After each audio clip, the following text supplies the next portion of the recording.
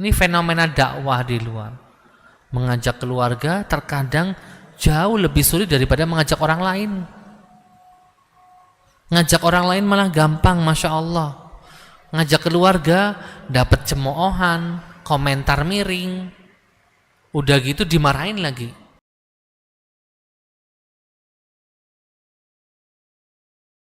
Bismillahirrahmanirrahim. Assalamualaikum warahmatullahi wabarakatuh. Innal hamdalillah nahmaduhu wa nasta'inuhu wa nastaghfiruh wa na'udzu billahi min shururi anfusina wa min sayyiati a'malina. Man yahdihillahu fala mudilla lahu wa man yudlil fala hadiya lahu. Asyhadu an la ilaha illallah wa asyhadu anna Muhammadan abduhu wa rasuluhu la nabiyya ba'd. Qala Allah ta'ala fil Qur'anil Karim, ya ayyuhalladzina amanu taqullaha haqqa tuqatih wa la tamutunna illa wa antum muslimun. Wa qala fi ayatin ukhra, idza asabathum musibatun qalu inna lillahi wa inna ilaihi raji'un. Ulaika alaihim salawatun min rabbihim wa rahmah wa ulaika humul muhtadun. Amma ba'd. Ma'asyiral muslimin wal muslimat rahimani wa rahimakumullah. Pertama-tama marilah kita panjatkan segala puja dan puji syukur kehadirat Allah Subhanahu wa taala yang dengan limpahan rahmatnya kita pada malam hari ini masih bisa berjumpa lagi, berkumpul lagi untuk sama-sama mengkaji dan mengaji ayat-ayat suci Al-Quran. Tak lupa salawat serta salam tercurah kepada junjungan kita Nabi Agung Muhammad sallallahu alaihi wasallam beserta seluruh keluarganya, sahabatnya dan siapapun yang mengikuti mereka dengan baik hingga akhir zaman kelak. Ikhwatil iman, a'azallahu wa yakum, melanjutkan kajian kita tentang khuluqul mu'min, akhlak seorang yang beriman, karya Profesor Dr. Mustafa Murad, dosen di kuliah dakwah di Universitas Al-Azhar Mesir. Kita kemarin terakhir masuk ke karakter as-sabru ya. Kemarin sebelumnya al-adl ya, adil atau bersikap adil. Malam hari ini kita akan mengkaji tentang apa itu sabar dan bagaimana sabar yang indah, sabar yang membuahkan pahala, sabar yang mendatangkan kekuatan ya, mendatangkan keberkahan dalam kehidupan kita. Kalau kita bicara tentang sabar, ini bukan masalah kita sedang kena musibah terus kita bersabar. Sabar bukan hanya diartikan kondisi di mana kita mampu ya menghadapi sebuah musibah yang sedang menimpa kita. Bukan cuman itu. Ya. Namun sabar ya memiliki banyak makna. Namun dengan berbagai macam bentuknya, ragamnya, kesabaran akan mendatangkan pahala yang luar biasa bagi pelakunya, pahala yang berlimpah bagi pelakunya, bahkan tak terhingga sampai Allah menegaskan di surat Az-Zumar ayat 10, innama yuwaffas sabiruna ajrahum bighairi hisab. Orang-orang sabar itu pahalanya diberi tanpa batas, unlimited. Rasulullah SAW bersabda, yaqulullahu ta'ala idzabtalaitu 'abdi bihabibaitihi fasabar awwadtuhu minhuma al-jannah. Dalam sebuah konteks hadis Allah menyatakan lewat lisan Rasulnya, siapapun yang diuji diambil kedua bola matanya, maksudnya dia tidak bisa melihat, kemudian dia bersabar atas kondisi yang seperti itu, kata Allah Subhanahu wa taala, awwadtuhumal jannah, saya ganti dengan surga, kata Allah. Karena sabar itu menjalani dengan kekuatan, bukan pasrah, bukan nyerah. Orang sabar malah justru orang yang kuat. Wa kullu bala'in yanzilu 'alal 'abdil mu'min, dan segala macam bentuk Al-bala, musibah, cobaan yang mendera seorang muslim, entah itu pada kesehatan fisiknya atau hartanya atau pasangan hidupnya atau keturunannya, namun dia tetap bersabar mengharap pahala dari musibahnya, maka Allah Subhanahu wa taala akan mentakfir, menggugurkan dosa-dosanya. Dalam hadis lain yang sering kita dengar dari para ustadz, para khatib di mimbar, ma yusibul muslima min nasabin wala wasabin wala hammin wala haznin wala adha wala gham hatta syauka yushakuha illa kaffarallahu biha min khataya. Hadis riwayat Imam Bukhari, yang artinya tidak ada yang menimpa seorang muslim, entah itu nasabin, rasa lelah, capek, ya, capek nasehatin anak, ya, capek cari nafkah, dan capek-capek karena perbuatan baik atau menunaikan kewajibannya, itu termasuk kategori ini. Dan ketika kita ikhlas menerima capek itu, maka capeknya lillah, capeknya mendatangkan pahala, capeknya bisa menggugurkan dosa. Wala wasabin, ataupun segala macam bentuk penyakit, apalah, mungkin dari batuk, pilek, flu, asma, dan sampai penyakit-penyakit yang kronis. Semuanya kita hadapi dengan penuh kesabaran, ridha dengan ketetapan Allah Subhanahu wa taala, dan mengharap pahala. Wala hammin wala huznin. Ham itu pikiran, rasa sedih tentang apa yang terjadi di masa lalu. Huzn itu kesedihan yang sedang terjadi, entah kehilangan harta atau kena musibah, ya. Wala ada, mendapat gangguan, entah gangguannya dari alam, entah dari orang, entah dari siapapun, dalam bentuk apapun.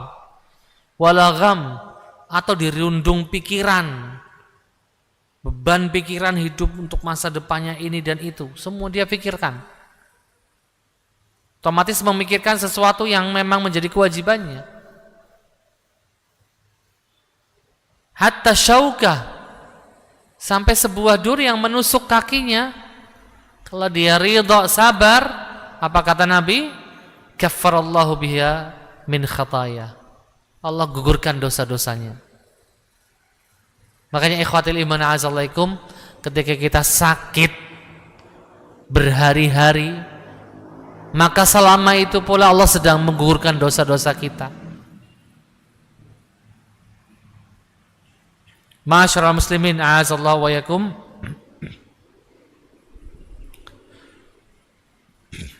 Saat itu ada seorang sahabat, Ibnu Mas'ud, yaitu mendatangi Rasulullah SAW, dan Rasulullah sedang sakit, ya.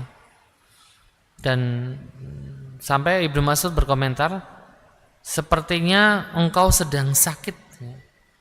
Sakit banget ya Rasulullah.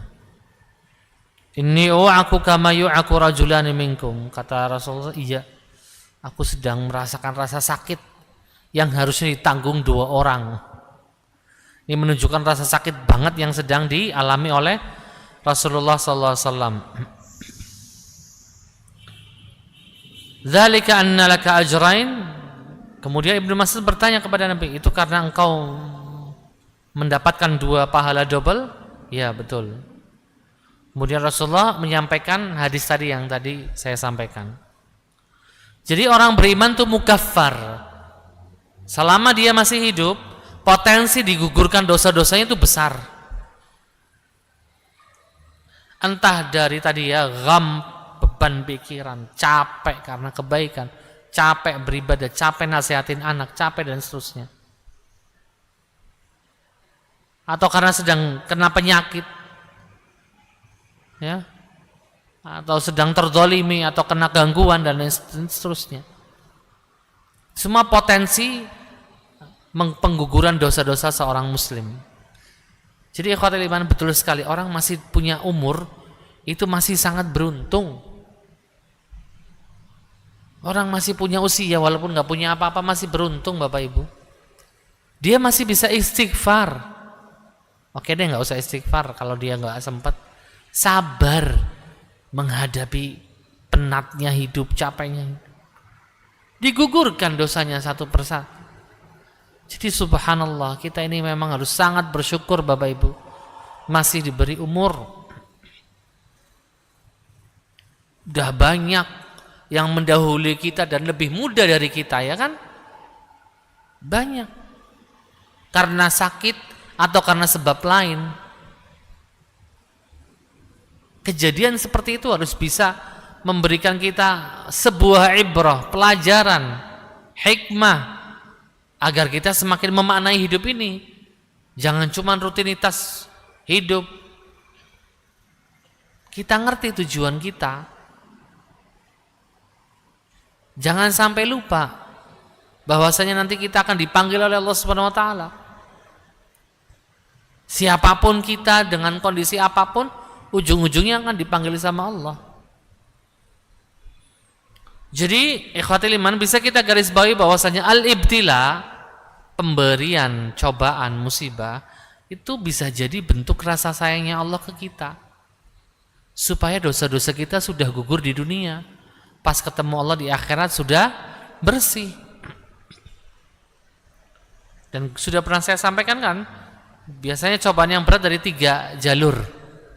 Kesehatan fisik, kalau enggak diuji dari hartanya, diuji dengan kemiskinan, kefakiran, atau yang ketiga diuji dari anak-anaknya, keturunannya. Diuji misalnya nggak punya keturunan, atau kalau punya keturunan, aduh selalu bikin pusing misalnya, selalu bikin trouble, masalah, nggak beres-beres, sampai dewasa masih terus seperti itu. Itu termasuk ujian. Banyak ujian di dunia ini Bapak Ibu, tapi dikatakan oleh beberapa ulama, 3 ini tuh yang paling ngerasa pada diri kita seseorang.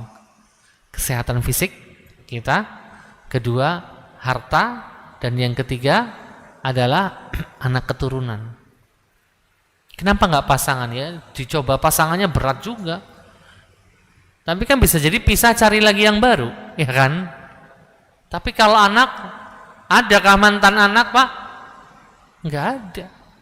Anak harapan kita, harapan agar dia tumbuh besar menjadi anak yang baik, yang saleh, berbakti kepada orang tuanya, berguna bagi masyarakatnya, membangun rumah tangga, kita dapat cucu dari anak-anak kita, itu kan harapan semua orang. Tapi ketika kondisi berbalik, ya, bukannya anak menjadi qurratu ain, tapi malah menjadi qurratu annar, jadi malah kayak bola api gitu ya. Itu kan ngeri. Nah, 3 ini dikatakan cobaan terberat seseorang. Ma'asyiral muslimin, a'azallahu wa iyyakum. Kemudian yang berikutnya, ya, Rasulullah SAW juga menegaskan, inna 'idhamil jaza ma'idhamil bala. Semakin berat cobaannya, semakin besar pahalanya. Tapi kita nggak boleh minta dapat ditimpa musibah, nggak boleh. Itu musibahnya berat banget ya. Coba aku kayak gitu aja ya Allah. Oh, jangan. Kita nggak boleh minta diberikan musibah, nggak boleh. Atau minta kematian juga nggak boleh, sama. Ketika datang musibah, kita hadapin, kita sabar, tapi jangan diminta. Terus sikap kita kalau ada orang dapat cobaan gitu ya, berat ya. Apa sikap kita? Kita mengucapkan alhamdulillahilladzi afani mimma ibtalahum bih. Segala puji bagi Allah yang telah memberikan aku afiah, keselamatan dari apa yang menimpa mereka. Dari doa ini kita faham sekali bahwasanya kita nggak boleh meminta diturunkan musibah. Ya Allah, cobalah aku dengan musibah. Ya Allah, nggak boleh. Habis kita minta kayak gitu.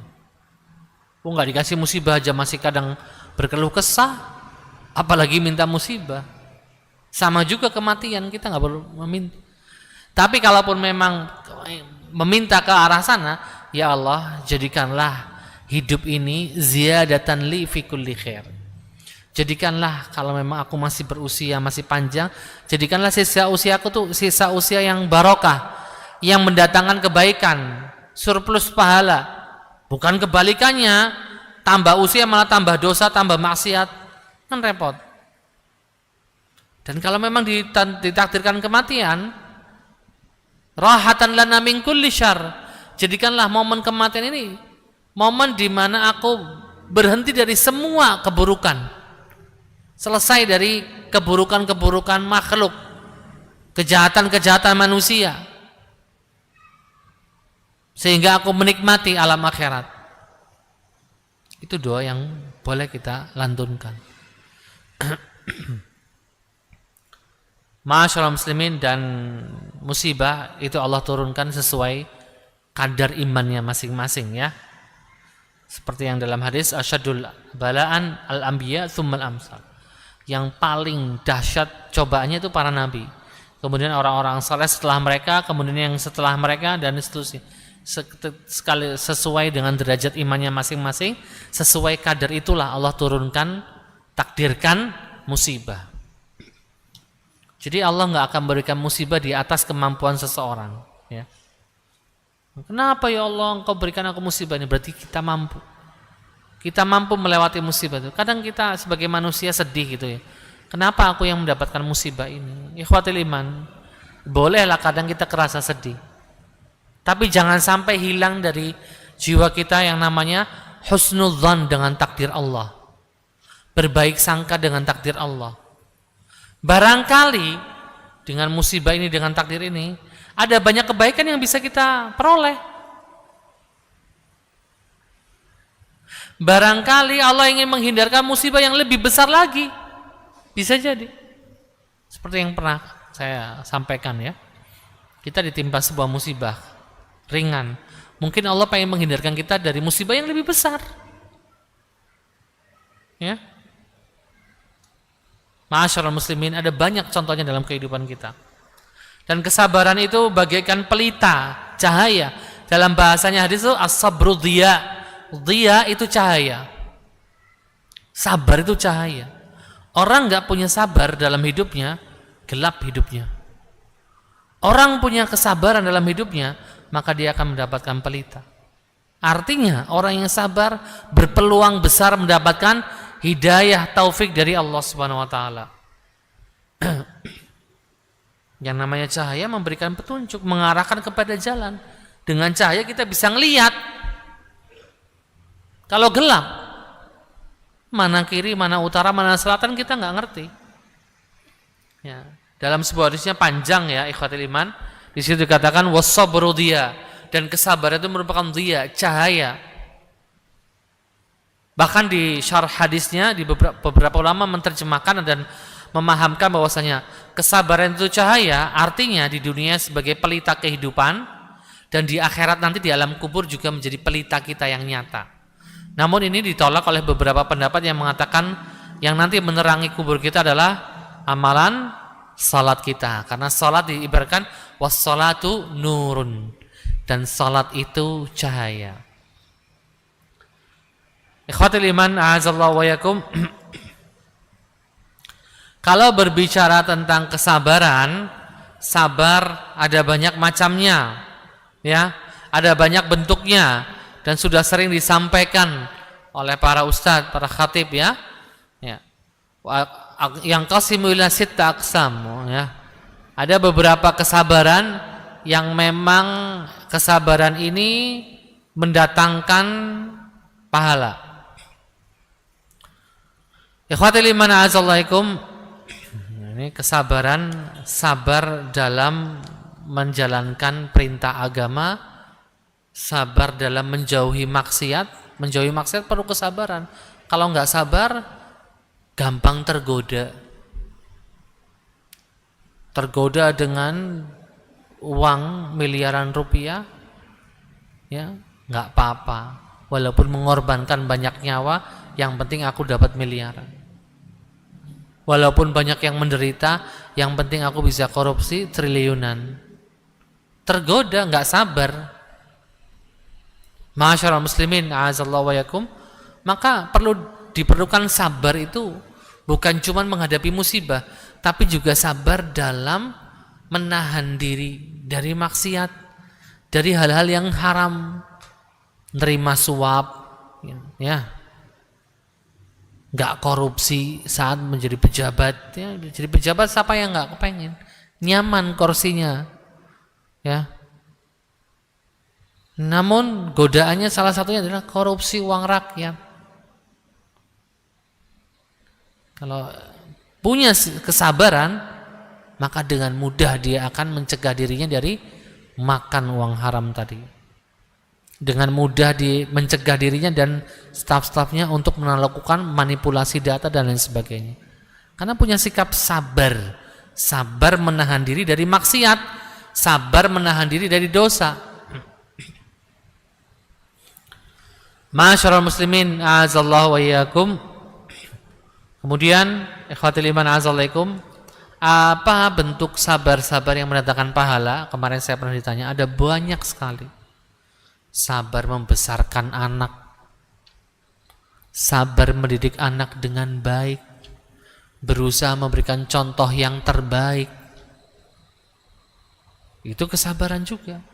Sabar menjalankan sholat 5 waktu, apalagi kita laki-laki berusaha terus ke masjid subuh, ya gimana caranya bangun ke masjid, maghrib, isya, dan seterusnya. Pas Ramadan kita juga menguatkan diri kita untuk berpuasa, ya.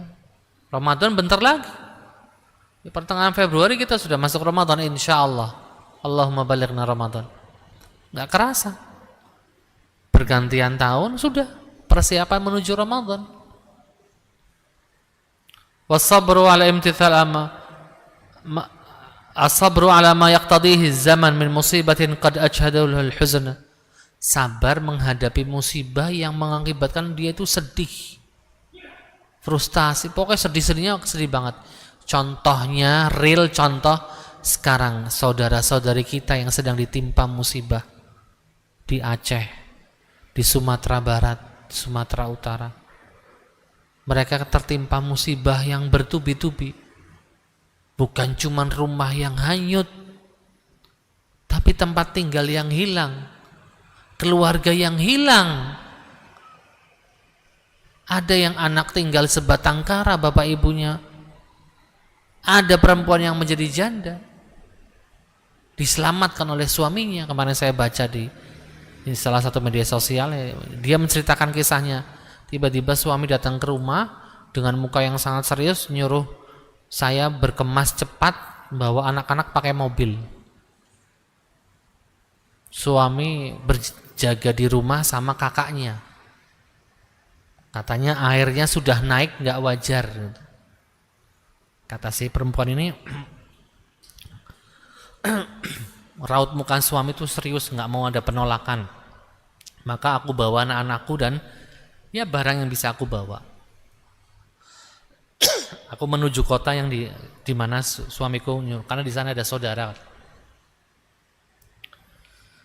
Baru sampai atau besoknya itu sudah dengar berita ada banjir bah,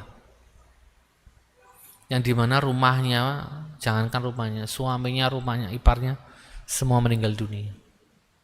Perintah terakhir dari suami. Siapa yang tahu air sebesar itu? Pasti sedih pak, kehilangan rumah, kehilangan sandaran hidup. Seorang suami kan besar pahalanya kalau dia bersabar menghadapkan keridhaan Allah Subhanahu wa taala. Dan kita berdoa semoga saudara-saudari kita yang sedang ditimpa musibah, Allah kuatkan mereka, kuatkan iman mereka, kuatkan kesabaran mereka, dan kita yang di sini diberi kesempatan bisa membantu mereka dengan doa, dengan donasi.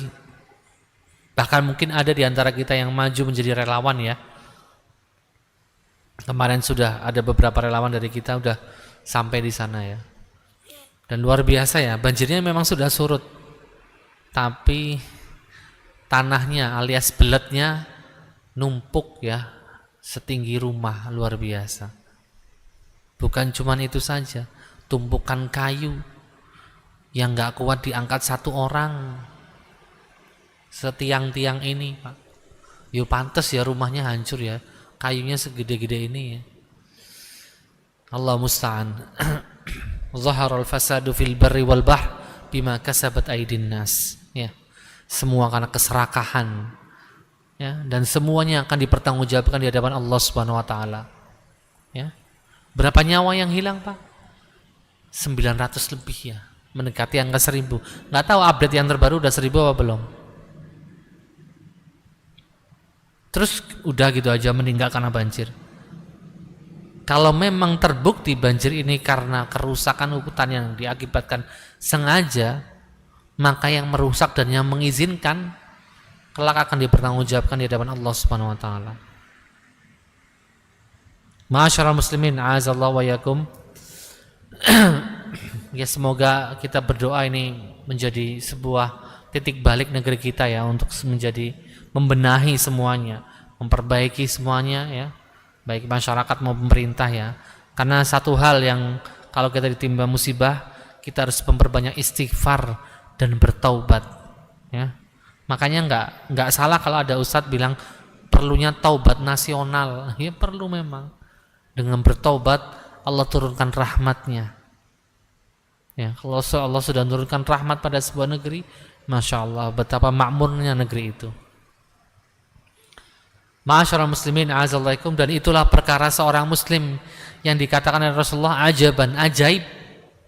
Kalau dapat nikmat bersyukur, minimal mengucapkan alhamdulillah. Kalau mendapatkan musibah dia bersabar, minimal dia mengucapkan innalillahi wa inna ilaihi raji'un.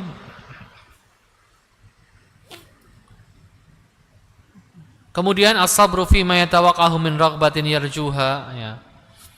Kemudian juga banyak bentuk-bentuk sabar yang lain ya, yang mungkin tidak bisa kami sebutkan satu persatu di sini. Namun secara umum 3 tadi. Sabar menjalankan perintah agama, sabar menjalankan menghadapi musibah, cobaan hidup, sabar juga menahan diri dari kemaksiatan, sabar tidak melakukan pelanggaran terhadap norma-norma agama. Ma'asyiral muslimin wal muslimat, a'azallahu wa yakum. Di beberapa ayat yang lain Allah Subhanahu wa taala pun sudah memberikan isyarat kepada kita semuanya agar kita memiliki rasa sabar ini. Orang sabar itu bukan berarti orang lemah. Justru orang sabar itu orang yang bisa mengontrol emosinya, yang punya dirinya 100%. Tapi kalau orang nggak sabar, bisa jadi dia dikontrol sama setan. Saking bahagianya akhirnya bermaksiat. Lagi bahagia sih. Saking sedihnya juga akhirnya bermaksiat. Alasannya sedih, aku ingin membahagiakan diri, akhirnya bermaksiat. Karena nggak punya kontrol diri. Sabar ini efeknya bisa bikin kita ngontrol diri. Kalau sudah kita mampu ngontrol diri, mengontrol emosi, pintu masuk setan itu semakin sempit. Contoh lain, kalau kita berpuasa, pintu masuk setan semakin sempit, Bapak Ibu. Jadi saat berpuasa itu minim, ya bisa sih setan merayu kita, cuman itu minim sekali, sangat sedikit. Nah, salah satu proteksi kita dari godaan setan adalah kita harus membangun sikap dan sifat sabar ini pada diri kita di 3 ranah tadi: perintah, larangan, dan takdir.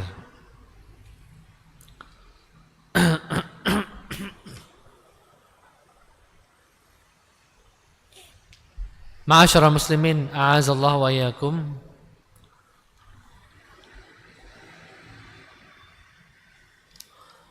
Kita lanjutkan tentang keutamaan sabar tadi. Sedangkan macam-macam atau 3 macam sabar yang tadi kita Lihat dan bagaimana kesabarannya para khalifah, para sahabat ya. Kalau kita lihat lagi bagaimana sirah atau sejarahnya Rasulullah dan para sahabatnya waktu masih di Mekah. Saya bicara waktu masih di Mekah, belum hijrah ke Madinah. 13 tahun mereka kayak apa, Pak? Sabar. Sampai ada nasihat dari Rasulullah ke beberapa orang, jangan balas, sabar. Padahal bisa balas, tapi sabar, disuruh sabar. Bayangkan. Bukan sehari atau seminggu, 2 minggu atau sebulan 2 bulan ya Pak, 13 tahun. Diganggu, dibully, diintimidasi, ya, dipersekusi secara sosial, ditekan, disiksa mati-matian sampai mati beneran ada. Sedahsyat itu cobaan mereka di fase Mekah. Ada yang kepengen balas sama Nabi, nggak boleh, sabar. Karena saat itu Allah memerintahkan sabar dan sabar. Sampai Allah izinkan mereka hijrah ke luar negeri. Akhirnya Allah tentukan Madinah sebagai kota barunya Nabi dan kaum muslimin saat itu. Maka di kota Madinah barulah mereka diizinkan untuk memberikan balasan, ya. Ketika Madinah mau diserang sama orang kafir Quraisy kan, maka dihadang oleh kaum muslimin di pertempuran Badar Al-Kubra, pertempuran pertama dalam sejarah Islam, di mana pasukan kafir Quraisy lebih dari 1000, dan umat Islam hanya sekitar 300 atau 330, ada yang bilang 313, wallahualam. Intinya 3:1. Yang 1 itu muslim, yang 3 itu kafir Quraisy. Yang sana perlengkapannya, oh jangan tanya, udah pengalaman puluhan tahun perang. Yang ini baru 2 tahun bikin negara. Baru 2 tahun loh Bapak Ibu. Dengan perlengkapan seadanya, tapi iman jangan tanya. Disitulah ya para sahabat bersabar, ya, melawan kezaliman nyata, dan disitulah Allah turunkan kemenangan yang nyata pada kaum muslimin. Dan itu terjadi pada bulan Ramadan. Zaman sekarang bulan Ramadan puasa ngangkat senjata boro-boro, keluar rumah jadu panas, ini aku lagi puasa. Waduh, harusnya kalau Ramadan pulang kerja lebih gasik ya, kan Ramadan ini gitu. Sebenarnya kalau mau jujur Bapak Ibu, bagaimana para sahabat itu menyikapi Ramadan, bukan momen untuk justru bermalas-malasan, tapi justru momen berprestasi, berkarya. Itu faktanya gitu. Tapi kalau ngelihat kita zaman now ya, aduh Ramadan, enaknya pulang gasik nih, habis zuhur pulang istirahat di rumah, bangun asar, sholat, habis itu mandi ngabuburit lah ya. Kalau anak muda kan ngabuburit, kalau bapak-bapak apa? Nonton berita. Ya kalau nggak nonton berita minimalnya baca Quran lah ya Pak, target. Dan umumnya gitu. Tapi di zaman para sahabat, mereka maju berperang angkat senjata. Dan nggak ada dari perintah Nabi, batalin aja puasanya deh, biar kita kuat, nggak ada. Yang nggak kuat mau batalin boleh, karena ini kita lagi berperang. Yang mau lanjut berpuasa ya mau, dan rata-rata lanjut. Ya, kalau kita ya belum perang, udah gemeteran. Soalnya perang zaman now kan di balik layar, klik tombol, rudalnya terbang, hancur sebuah negara. Kalau dulu nggak ada, mau perang, maju sana ke depan, berhadapan dengan dadanya kita langsung, dengan tangan kita langsung. Makanya benar-benar harus punya keberanian. Ma'asyiral muslimin, a'azallahu wa yakum. Kalau Al-Quran membahas kesabaran ada macam, beragam. Contoh yang tadi saya katakan, sabar di medan pertempuran. Kalau dalam agama kita, kabur saat perang itu dosa besar. Ketika pasukan muslimin menghadapi musuh lagi bertempur terus tiba-tiba kabur gitu, kabur itu dosa besar. Namanya tawalli yaumuz zahf. Kabur. Lagi perang, dia musuh akeh teman ya, kita ketone mbok aku kebocok atau gimana gitu ya. Nanti kalau aku nggak segera menyelamatkan ini, aku yang mati keluar, itu nggak bisa. Dosa besar dia. Kecuali karena taktik mundur dan lain sebagainya atau perintah dari komando, silahkan. Tapi inisiatif sendiri kabur gitu nggak boleh. Itu namanya tawalli yaumaz zahf. Ya.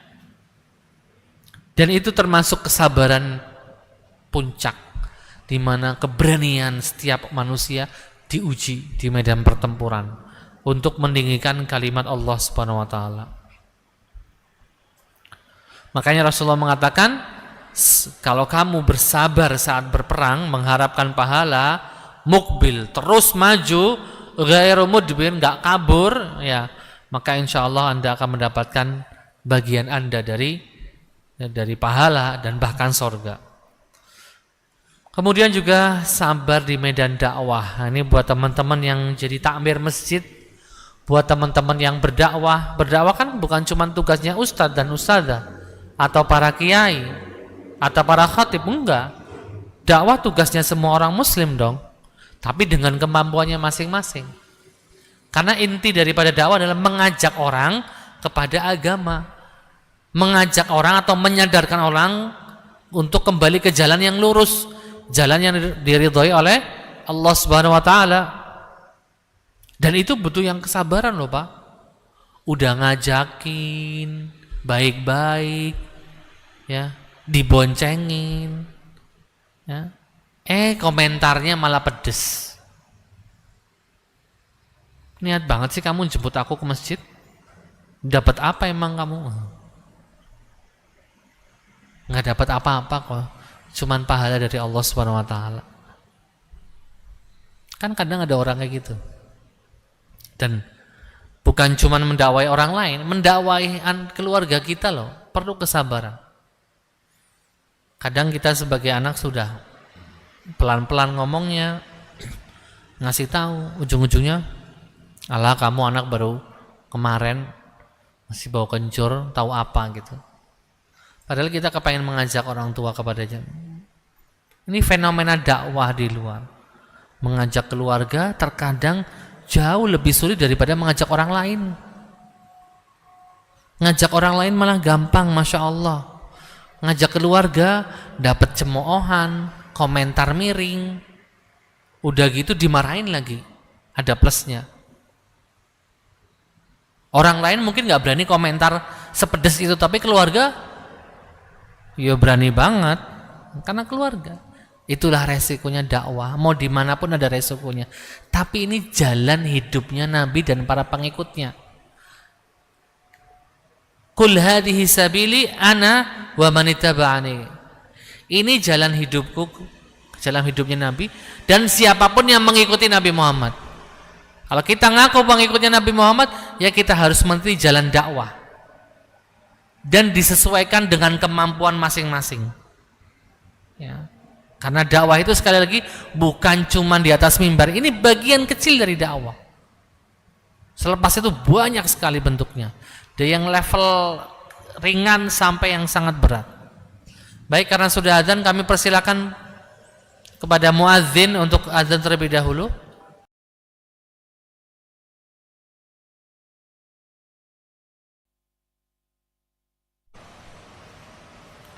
Baik, kita lanjutkan. Masih tentang sikap sabar yang harus dimiliki oleh setiap muslim. Termasuk sikap sabar dalam berakhlak adalah menahan lisan untuk tidak berucap hal-hal yang berpotensi menyakitkan ya saudara atau orang lain. Kadang kita merasa dekat, merasa punya hubungan keluarga dengan ya, akhirnya kita nggak bisa jaga kata-kata. Ketemu hanya bertanya, menanyakan sesuatu yang kadang sensitif sekali, yang dimana orang itu juga nggak bisa berbuat itu, di luar kontrol dia. Contoh misalnya rezeki Allah Allah berikan rezeki setiap orang kan berbeda-beda. Ketemu silaturahmi keluarga, komentarnya, kok hidup lu kayak gini aja sih, nggak berubah-ubah. Waduh, itu kan cukup menyakitkan. Atau ketemu orang, kamu belum punya anak, terus ngapain aja 10 tahun. Nah, kan ini cukup menyakitkan. Kelihatannya bertanya, tapi ini nggak pantas, karena sekali lagi itu di luar kontrol dia, itu pemberian Allah Subhanahu wa taala. Kecuali bertanya yang di bawah kontrol dia. Kenapa bajumu seperti ini? Kenapa rambut di setting seperti ini? Itu kan di bawah kontrol manusia. Tahu yang di luar kontrol manusia nggak bisa dong. Kadang kita nggak memperhatikan adab ketika bertanya. Pertama sih salam, tanya kabar. Habis itu tuh mulai gatel nanya yang sana sini. Kadang bahkan orang nggak suka didatengin karena apa? Terlalu banyak ditanya hal-hal yang bikin nggak nyaman. Beberapa hadis menyatakan gini, wa khaliqin nas kama yuhibbun an ya'tu, atau maknanya gini, dan kamu berinteraksilah dengan manusia dengan cara yang mana kamu juga suka diperlakukan seperti itu. Kamu perlakukan orang lain seperti kita itu suka diperlakukan. Jangan kita perlakukan dengan sebuah cara yang mana kita nggak bakal suka diperlakukan dengan cara ini. Ya, ini termasuk akhlak yang buruk.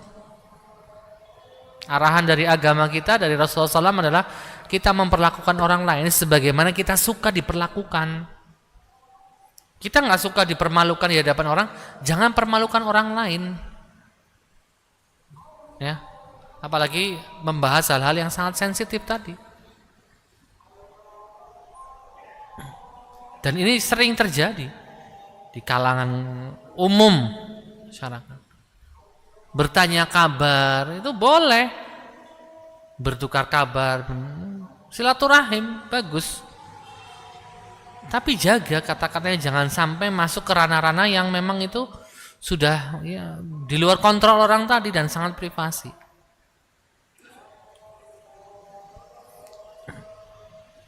Ma'asyiral muslimin, a'azallahu wa iyyakum. Kita lanjutkan. Ya, berikutnya masih dalam konteks sabaran. Nah, contoh di kesabaran di ranah dakwah ya. Fasbir kama sabara ulul azmi minar rusul, atau wasbir ala ma yaquluna wahjurhum hajran jamila. Bersabarlah atas komentar orang terhadap dakwah yang sedang kita bangun, terhadap dakwah yang sedang kita rintis. Wahjurhum hajran jamila, dan kata Allah, tinggalkan udah dengan cara yang baik. Ada di dalam Al-Quran tuh perintah melakukan sesuatu dengan baik. Sobrun jamil, sabar yang indah. Hajrun jamil, hajar itu artinya meninggalkan, nyuekin, bersikap acuh, bodoh amat gitu ya, tapi dengan cara yang terbaik ya. Sabrun jamil, wahajrun jamil, satu lagi asafhun jamil, memaafkan dengan cara yang terindah. Artinya memaafkan tapi nggak usah ngenyek gitu loh, nggak usah ngejek. Udah maafin masih ngejek orang tadi, kurang apa coba, kamu tuh nggak punya apa-apa, sudah tak maafin kesalahan kamu, tapi sambil ngejek gitu loh Pak. Ini memaafkan yang kurang. Terus kalau sabar yang inilah sabar yang nggak perlu, tidak disertai dengan keluh kesah, kesana berkeluh kesah, kesini berkeluh kesah gitu. Ya, seolah itu tidak terima dengan ketetapan Allah Subhanahu wa taala. Hajrun jamil artinya memutus hubungan dengan beberapa orang karena memang itu menimbulkan madarat. Dengan cara yang terbaik pula, udah putus sudah selesai gitu loh. Nggak perlu memutus hubungan terus akhirnya posting di media sosial, kalian tahu nggak? Aku udah nggak mau berhubungan sama si fulan karena si fulan gini gitu. orangnya kurang ajar, ngutang nggak pernah balik, gini gitu, di style semuanya sifatnya, bahkan dikasih bumbu-bumbunya. Namanya itu hajrun, bukan yang jamil. Hajr itu artinya memutus hubungan, memutus koneksi, cuek gitu ya, mencuekin ya. Kalau dalam konteks suami istri biasanya kalau sedang bersih tegang itu hajrun artinya tidak saling tegur sapa, membelakangi punggung gitu. Begitu. Ada pertanyaan? Silakan. Assalamualaikum warahmatullahi wabarakatuh. Ini ada pertanyaan dari pemirsa YouTube. Saya ini sering bersyuudzon kepada Allah Subhanahu wa taala dan sering mengatakan Allah enggak adil. Hanya dengan sebab saya ingin punya pencapaian seperti orang lain. Bagaimana pendapatnya? Ulangi. Saya ini sering suudzon terhadap Allah Subhanahu wa taala yang sering mengatakan Allah enggak adil. Dianya bilang Allah enggak adil karena pencapaiannya tidak sesuai apa yang dia inginkan seperti orang yang lainnya. Kemudian lalu bagaimana sebagai anak biar bisa sabar menghadapi aturan orang tua yang tidak sesuai dengan keinginannya si anak? Ya itu sabar. Sama orang tua yang memang harus sabar. Yang tadi saya katakan, kadang kita ngarahkan orang tua dengan yang Bu, Pak, ini yang benar. Lah aku seperti biasa kayak gini, biasanya kayak gini, kan gitu orang tua. Dikasih tahu yang benar baik-baik. Ya itu kesabaran berbakti sama orang tua. Nasihati dengan cara yang terbaik. Kalau sudah nggak bisa sudah diem.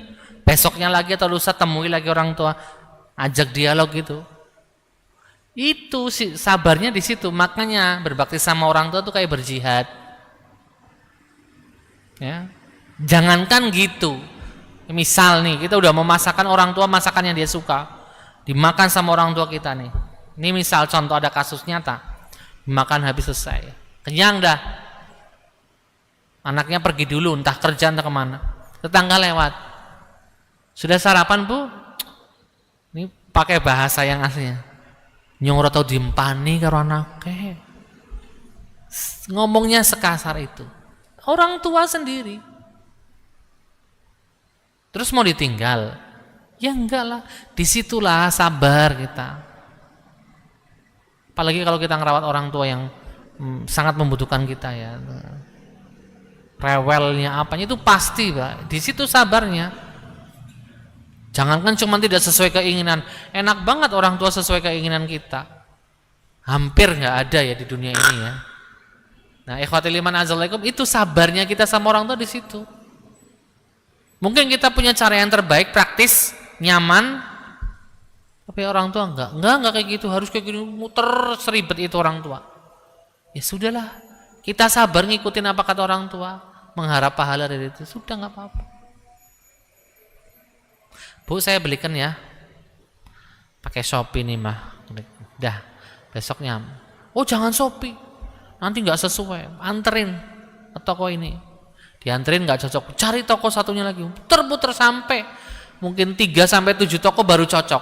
Padahal ujung-ujungnya yang dipilih sama persis yang kayak di online. Mau gimana? Orang tua di situ kita harus punya sikap sabar. Itu sabar berbakti kepada orang tua. Ya.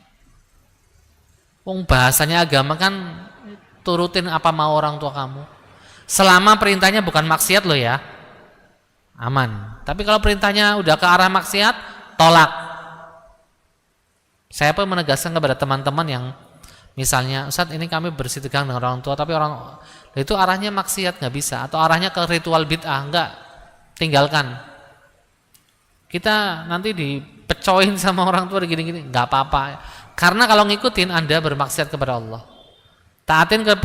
Taatin apa mau kedua orang tuamu selama tidak mengarah kepada kemaksiatan itu.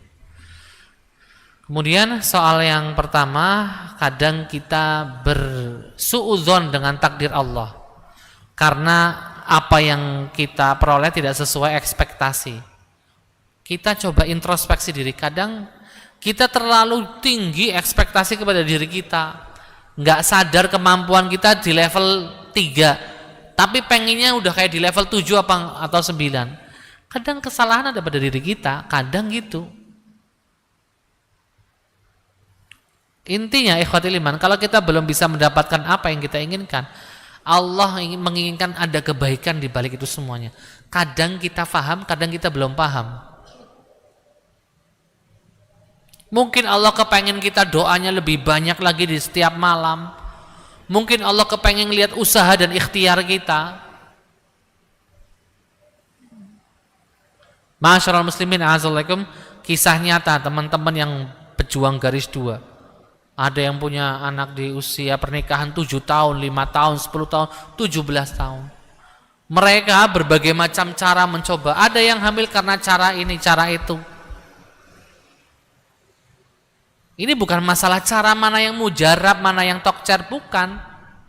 Tapi sebagai seorang muslim melihat dengan kacamata iman. Sampai di mana ikhtiar orang-orang tadi maksimal di hadapan Allah. Kalau Allah sudah bilang, oh ente udah maksimal nih aku kasih. Wah ente enggak maksimal. Ya belum dikasih sama Allah. Kita berpikirnya seperti itu. Jadi kita bisa positive thinking terus. Dan Rasulullah mengajarkan kita supaya positive thinking. Salah satu caranya husnudzon dengan takdir Allah Subhanahu wa taala. Begitu. Masyarul muslimin a'azzallahu wa yakum. Ya karena di dunia harus sabar Bapak Ibu. Karena ini dunia. Enggak ada kita nikmat itu nikmat lama enggak. Nikmat sebentar enggak lama capek. Setelah capek kita istirahat pun sebentar. Capek lagi.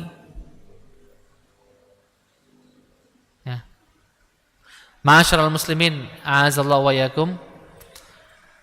Kemudian di surat Yusuf ayat 23, warawadathu allati huwa fi baitiha an nafsihi wa ghallaqatil abwab wa qalat hayta lak qala ma'adzallah innahu rabbi ahsana mathwaya innahu la yuflihudz zalimun. Ini Allah sedang mengabadikan sebuah kejadian peristiwa di mana seorang pemuda dirayu bukan sama nenek-nenek, dirayu sama perempuan cantik. Perempuan cantik ini punya power, punya kedudukan yang bisa mengancam nyawanya dia. Tapi dengan kesabaran. Bukan berarti nih pemuda nggak kepengin perempuan tadi, kepengin juga, sangat menggiurkan gitu ya. Tapi punya iman, punya sabar menahan diri dari maksiat. Makanya terucap dari mulutnya apa tadi? Ma'adzallah, aku berlindung kepada Allah dari perbuatan maksiat.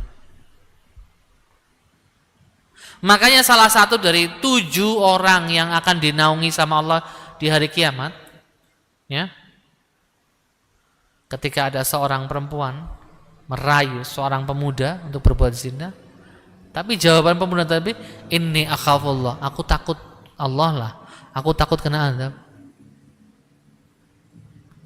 Dan dia punya sabar, kepengin sama-sama kepengin, tapi punya iman, punya sikap sabar, jadi kuat menahan diri dari maksiat. Masyarul muslimin a'azzallahu wa yakum. Dan sekali lagi masih banyak bentuk kesabaran-kesabaran yang mana semua itu akan mendatangkan kemuliaan dan pahala yang berlimpah bagi pelakunya. Aqulu qauli hadza wa astaghfirullah li wa lakum. Mari kita tutup dengan bacaan hamdalah dan doa kafaratul majlis. Alhamdulillahirabbil alamin. Subhanakallahumma wa bihamdik asyhadu an la ilaha illa anta astaghfiruka wa atubu ilaik. Wassalamualaikum warahmatullahi wabarakatuh.